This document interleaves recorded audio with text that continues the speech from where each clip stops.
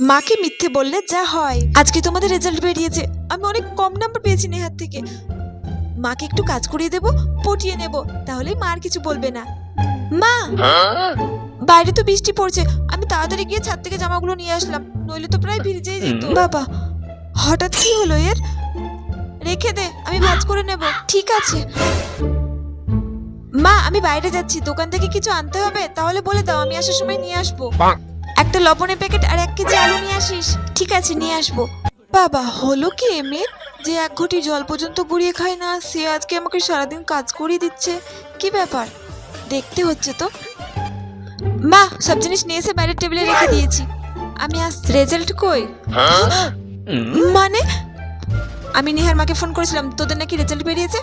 কই, আমাকে দেখাসনি তো। যেমন মা তেমন মেয়ে, মেয়েটা আমার স্কুল লাইফটা হেল করে রেখেছে, আর ওর মাটা আমার বাড়িটাও যাচ্ছে না। এবার কি হবে?